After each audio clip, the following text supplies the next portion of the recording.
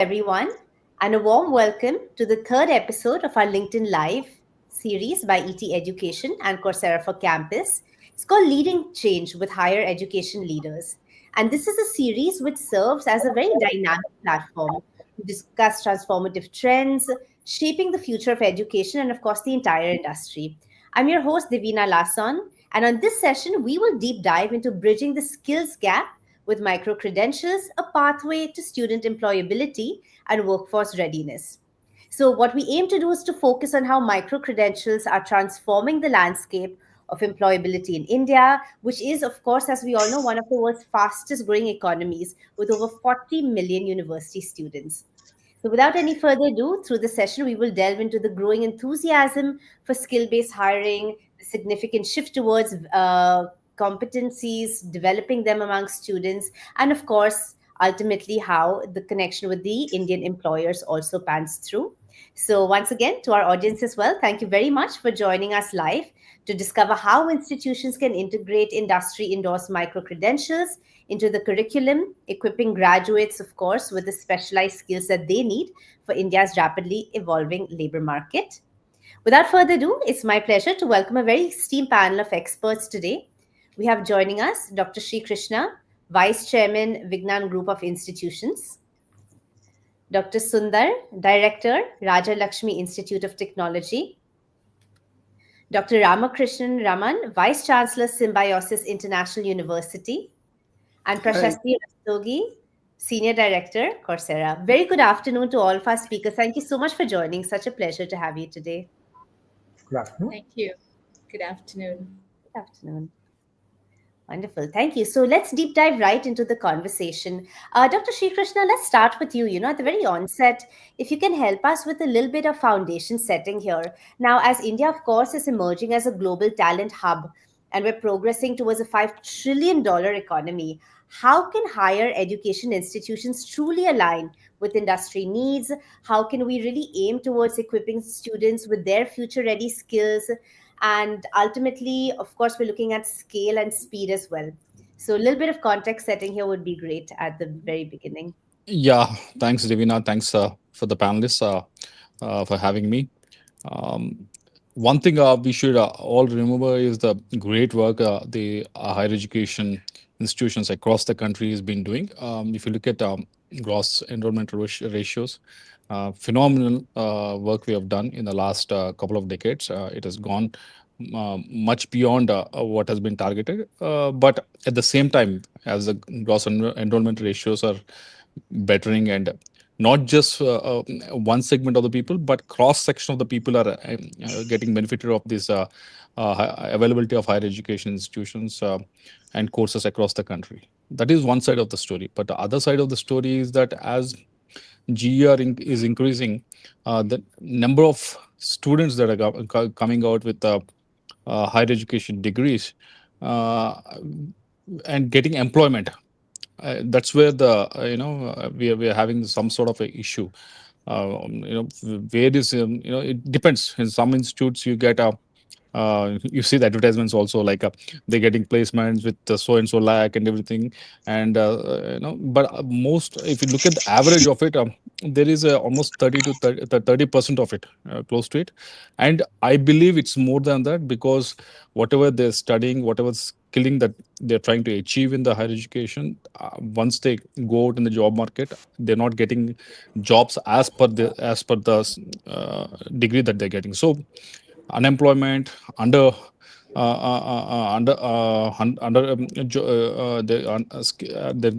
are not getting jobs based on their skill.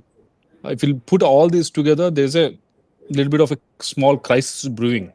And on top of that, if you see, I don't know how many are here from Tamil Nadu.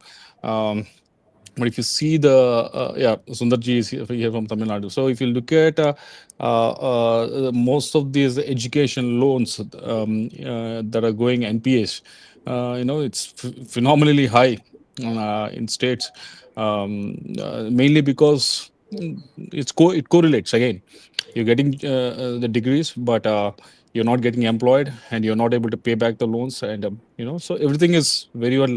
The data is very well there. So what is the solution to it? how you can, decrease this as a 5 trillion economy, as you just mentioned. When we are envisioning for that, we it's not right to have so many people coming out but not having a job in the hand.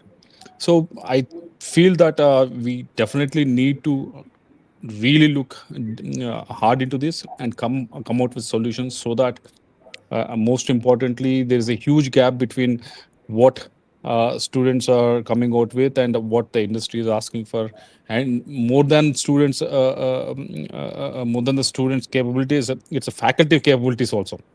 What is being put in the say as a syllabus and what is being taught in the classroom, there's a huge mismatch that is been happening.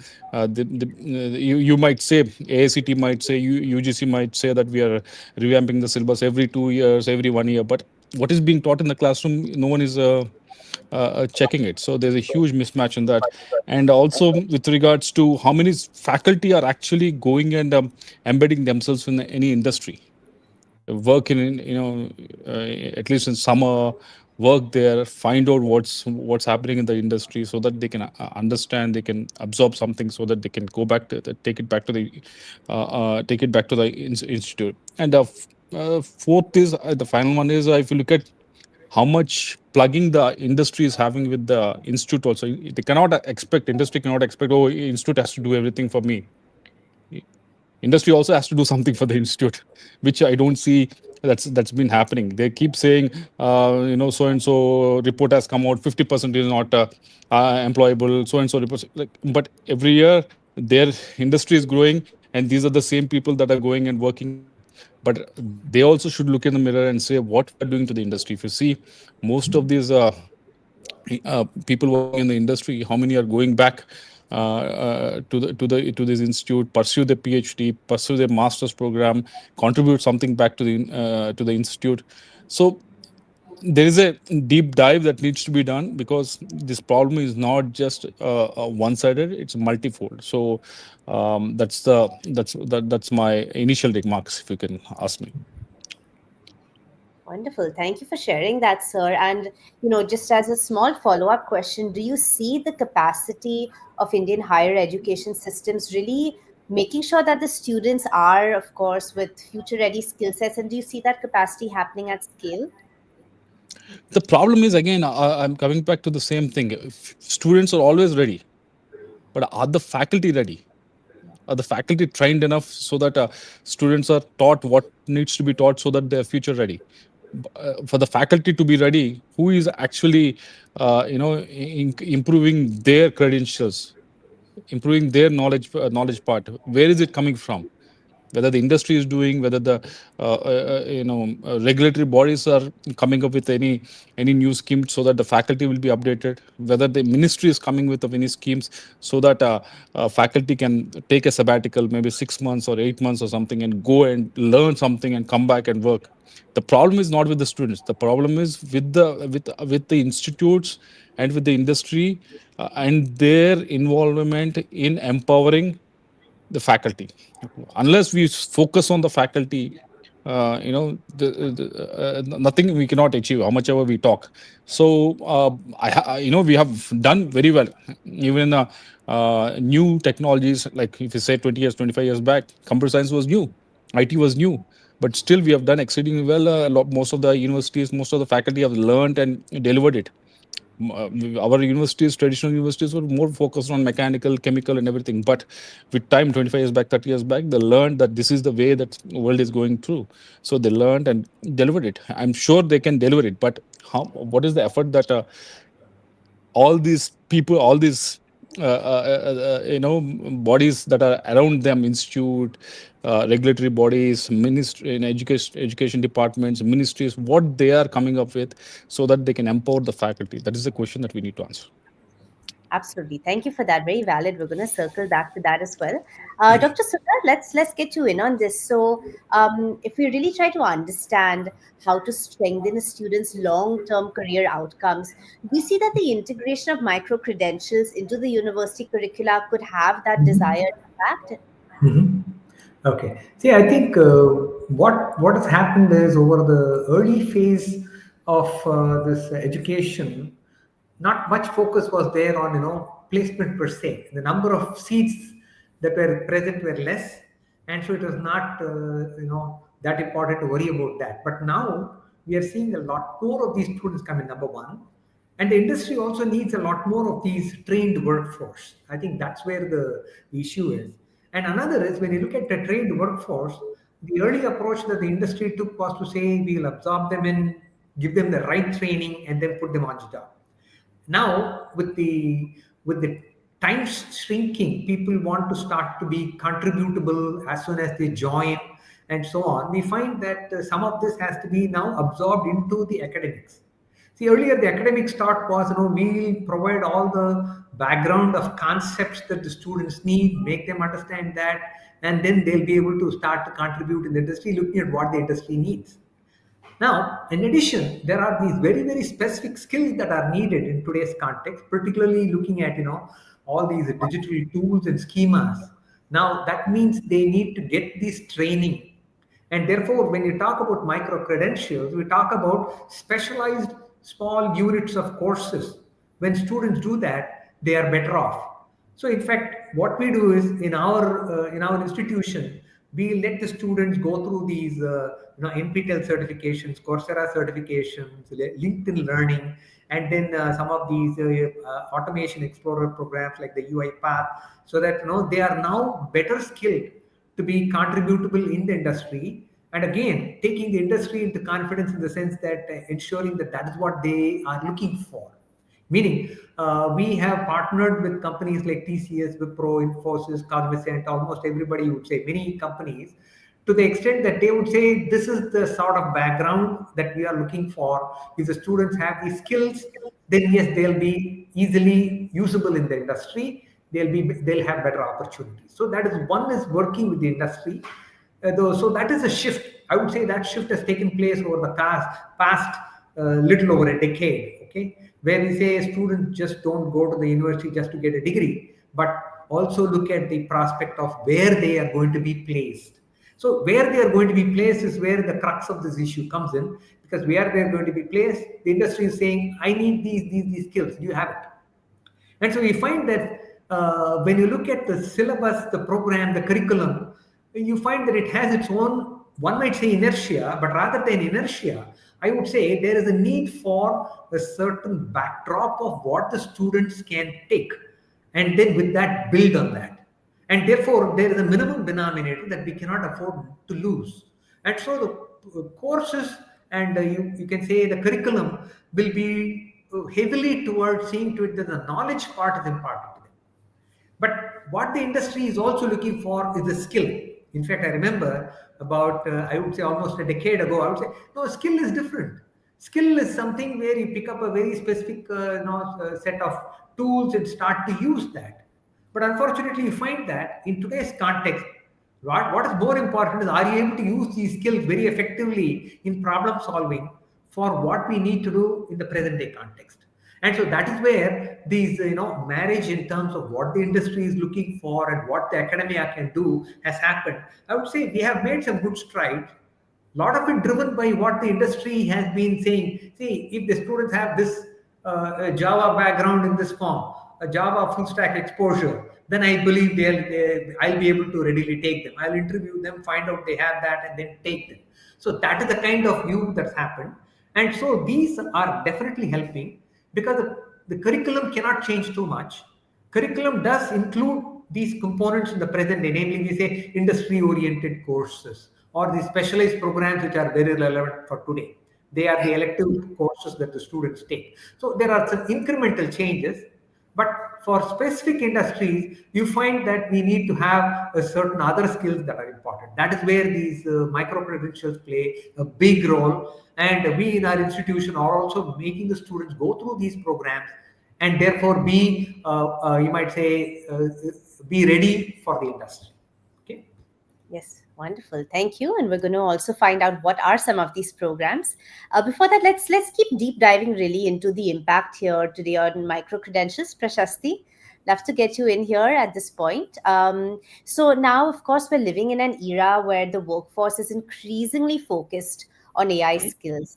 To tie in the impact again of micro credentials, do you see that GenAI micro credentials are helping colleges to equip their students for the same?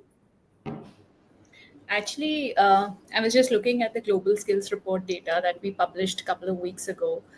Worldwide, the topmost in demand skill, whether you're an employer or a student, is actually AI.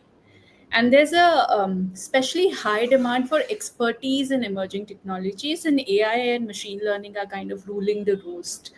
If you look at the India scenario, the employers in India alone are saying that we'll prioritize candidates who can demonstrate verifiable AI skills because their processes are changing, even if they are less experienced.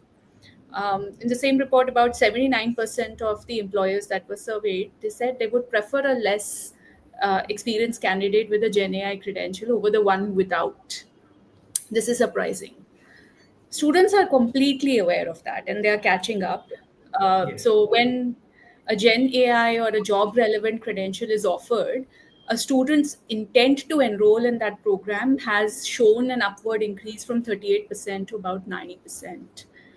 And 91% students actually say that they're more likely to enroll in a degree if it includes a credit bearing micro credential. And at Coursera, we try to solve this problem for the universities. We work with about 75 industry partners, SAP, Unilever, Meta, Amazon, amongst others. And we launched a Gen AI Academy. It's a scalable solution, readily available to universities. And if I were to quote what is happening currently as I speak, so far in 2025, we are seeing 2 people per minute enroll in a GenAI program on Coursera. And this is foundational GenAI literacy to all, even role specific capabilities like software product and teams GenAI, GenAI for data, GenAI for marketing. In fact, Dr. Raman is here, so I should mention that about 35% of the students at Symbiosis International University who have access to Coursera are gaining AI skills amongst the top 30 emerging skills that Symbiosis offers to the students. If I were to look at a graph for India, we work with Chandigarh University for over 4 years now. They've already shown about 90,000 enrollments in a Gen AI program. And all this is stackable, right? So these are credit bearing, they sit on top of your curriculum, they are NSQF aligned, so you can award credit against it. And this is what the university is doing. But at the same time, we are seeing exactly the same trend across industries. Um, Larsen and Toubro was the first to globally roll out the Generative AI Academy that I just mentioned within the week of launch. And they run it across 20 plus business segments. And they themselves claim that the pre and post assessment result has shown a 40% improvement in the AI skills of the people who work at L&T.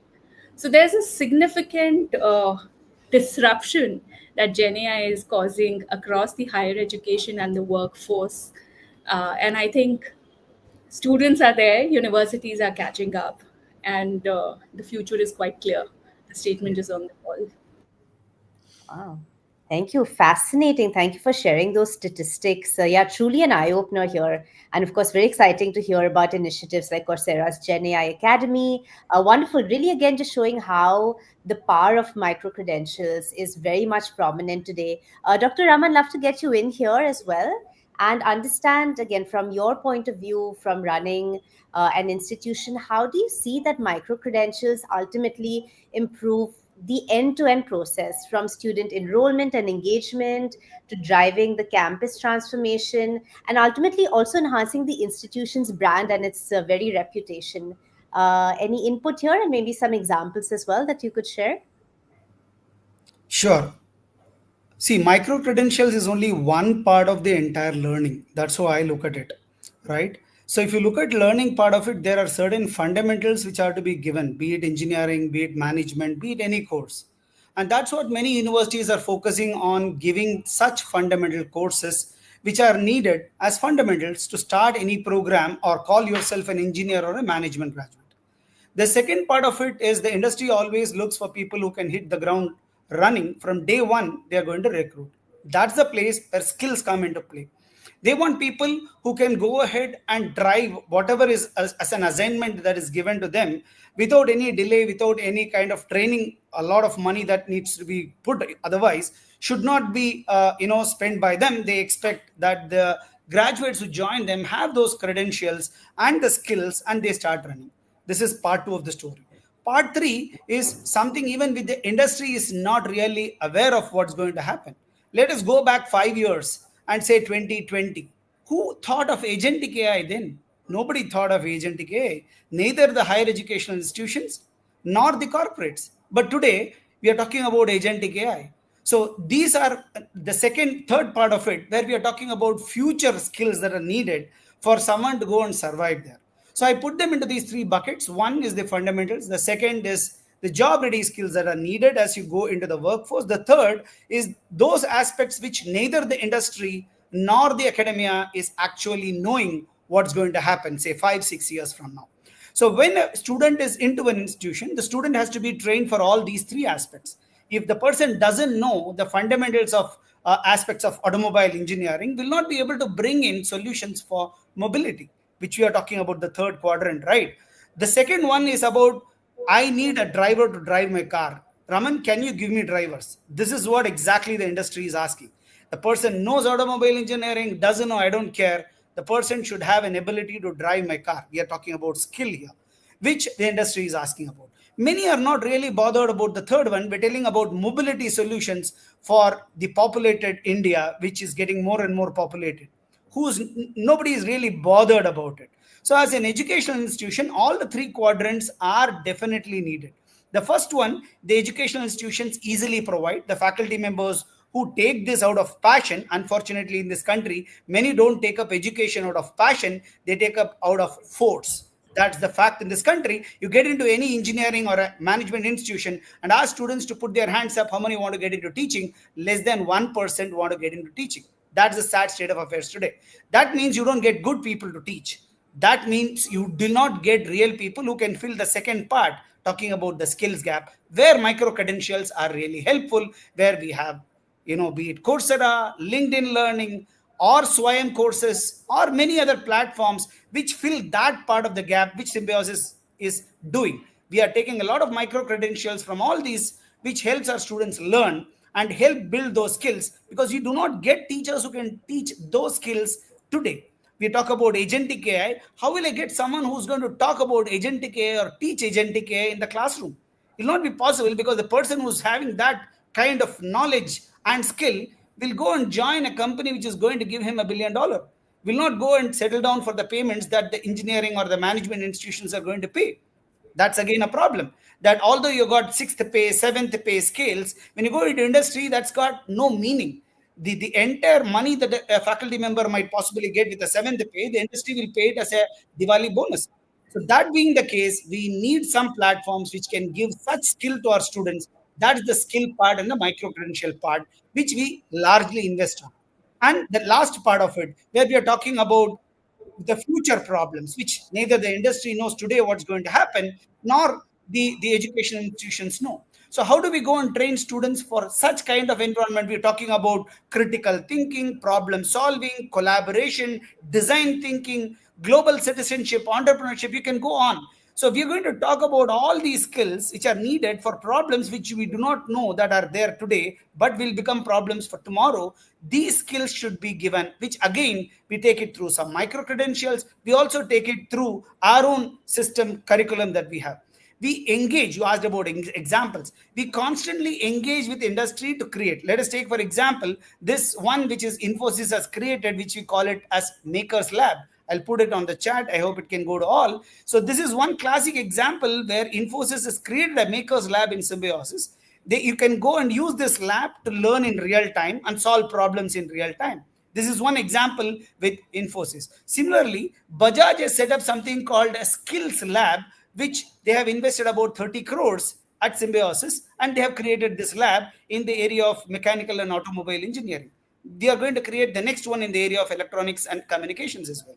So this is again a clear-cut example of how industry is actually putting money and through their CSR funds, and creating such labs which will help students to be skill ready. Because otherwise, getting what the supply chain of Bajaj has can never be achieved by an engineering institution. Unless an automobile giant like Bajaj comes and invests and say, look, these are the IoT devices that we use in the production, which is there in our lab today. And that is celebrated by the students. And they say, what I see in the supply chain there, it's there in my laboratory, which I can say possibly very few institutions in this country have. So that makes us different. That makes us get a brand, and that the student celebrates and says, yes, I want to join this program and do the program here. So that helps in building the second part, which we talk about skills, be it the platforms of Coursera or LinkedIn or Swayam or anything else, plus the labs that we have created, which gives them the skills that is needed. The last part of it is knowing by being and doing. That is about problem solving, creativity, which we ensure that becomes a part and parcel when the students join our program. So that is something which we do not know as solutions for mobility, which will be needed 10 years from now, which we do not know is the one which the students are already equipped while they do the program. So by this, we are clearing all the three quadrants which I'm talking about. The first, the fundamental part of it. The second, the skills, where we use micro credentials, answering a question. And the third one, where we also use micro credentials and also help the student by ensuring that they learn what is needed so that they are prepared for all that unknowns which are there in the future. I hope I answered your question. Yes, wonderful.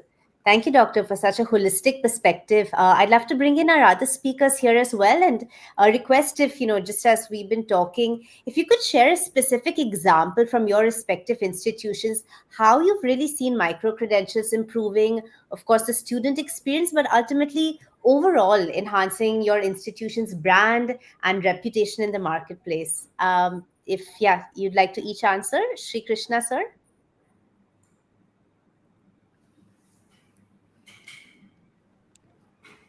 Yeah. What we have done was, as Ramanji has just mentioned, um, uh, computer science and these courses are micro credentials where we can get in, we could get in. But what we have done was mainly for these engineering courses like mechanical, chemical, and the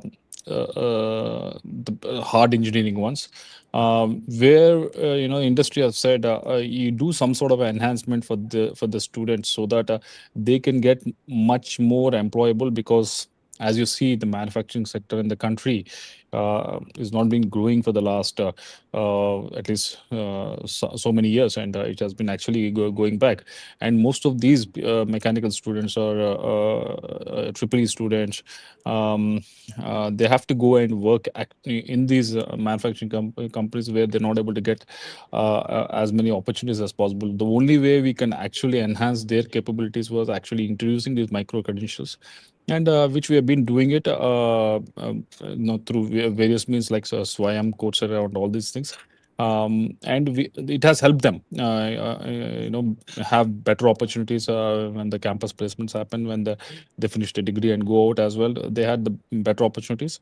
And we have done by not just do one or two credentials in the 4-year term. What we have done was we given them the option from the second year itself, saying you have these electives that you can choose from, either in-house from the university or online, so that they have a bouquet of opportunities that are there in front of them, which they can access, which they can use, so that they can enhance their capabilities.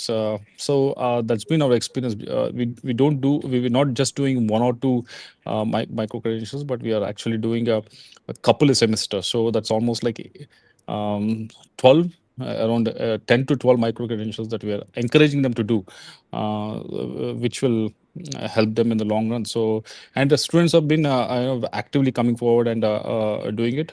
But we need they need obviously need some hand holding, some sort of a nudge, because they always look for the comfortable option of let's complete the degree, get the get the certificate, and but we have to keep on nudging them, that we have to bring in industry people, say this is what needs to be done.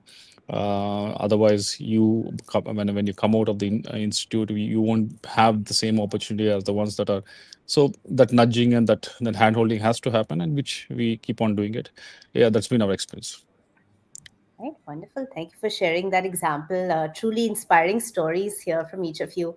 Dr. Sundar, could you also please share any example from Sure, your sure. institution, how it's really enhancing in value and offering to the students, especially by incorporating micro credentials? Okay.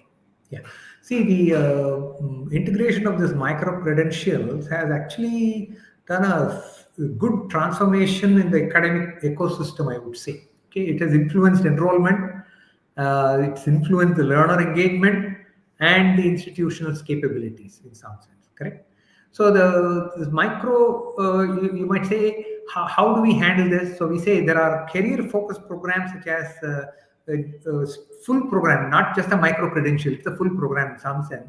There is the CSPS, right, which is supposed to be computer science and business systems, correct? That is actually program itself created through engagement with TCS, okay, and that where in fact the whole structure of the program now is determined by what the industry says is relevant. And similarly, the Wipro's talent mix.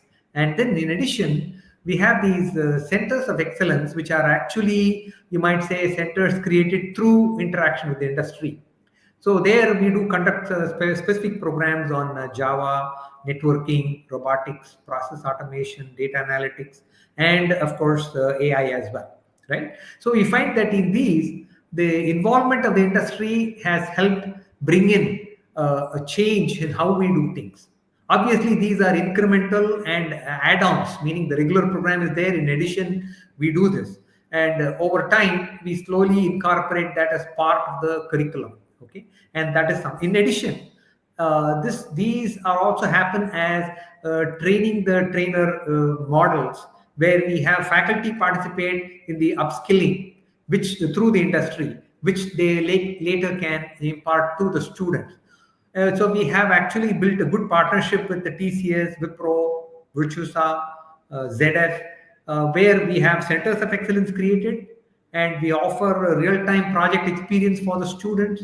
And then there's a skill-based certification that also happens through these framework. Okay, and so what it turns out is the students are almost at a point. There, some of them are in fact hired as soon as they go for a short internship in these places with these requisite credentials, and in some sense it has improved their employability significantly. So these are some of the steps that have happened, and I would say a lot of transformation has happened internally. In fact, there is a lot more focus on experience-based learning, and therefore we have included an internship as a significant part of the program, and that also gets into this apart from the you might say micro skilling that we do. Okay. Yeah, wonderful. Thank you for that. And all right, so we've heard really inspiring examples from each of you. And before we wrap the conversation, Prashasti, I'd love to invite you in and just help us pull all of this together as we've been talking about. Truly, this is a stage of immense transformation taking place in higher level educational institutions. Can you tell us a little bit about how Coursera is acting as an enabler for universities to scale their academic excellence, to really integrate industry focused, credit eligible micro credentials, and so much more truly into their curriculum? Yeah, thank you. I think very inspiring comments from all the leaders. I'll take a little bit of a leaf out of what Dr. Raman and Dr. Krishna were sharing. See, we are living in the era where AI is a reality, and we are moving towards creating a skyline of hyper journalists. And generalists over specialists has been a debate forever. But I think when we are sitting in the era of AI, which is completely transforming our day to day job profiles, not only the future of jobs, but what we do today and how do we do it today to enhance productivity, it's completely changed. And this future is about learning, growing. And if I were to stack the skills that we are talking about, it'll be domain skills, competency levels, and then breaking it down into hard skills and soft skills. What are micro credentials actually doing? They're packing all of this together in a capsule, which is easy to understand, easy to implement for universities as well as students, and a definitive proof of action to the employers. It's the best way to stay relevant, impress employers, and also build real success as job profiles change.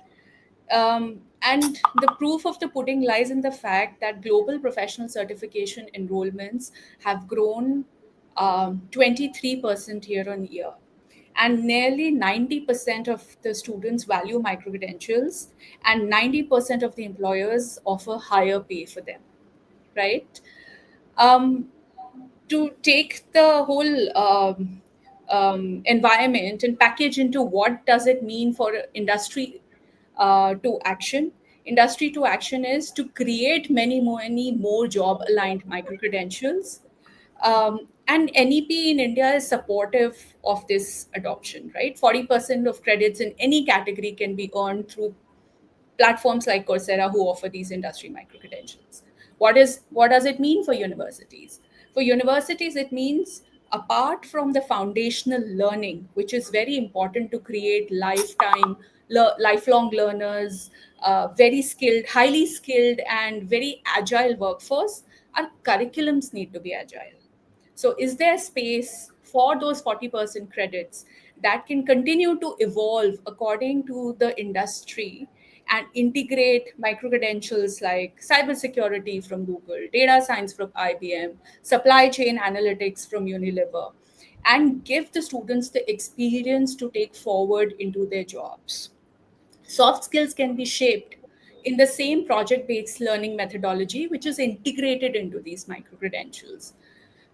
Institutions such as Symbiosis, Amrita University, Alliance University are already offering these credit bearing micro credentials, and we've seen outcomes coming from that. About 82% students have reported enhanced job success because they had the opportunity to take these micro credentials for credit at their university. So, overall, the future is very collaborative and technology driven. It also puts a lot of power in the hands of the faculty to stitch together learnings from what they hear from the industry, what the microenvironment is telling, and keep the learning very flexible and interactive for students, because there's so much repository available around, and it's no longer 2D, it's become like a 5D experience. So that's my submission here. Wonderful. Thank you so much, Prashasti. What a wonderful note to slowly wrap the conversation. Before we do that, I'd like to warmly thank all of our panelists here today.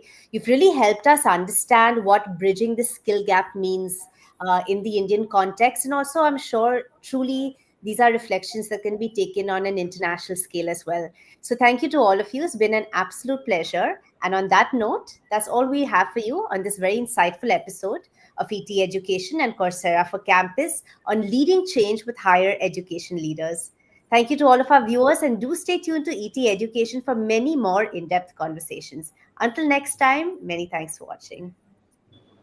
Thank you. It was a pleasure. Thank you. Thank you. Okay. Great, wonderful. Thank you to all of our leaders.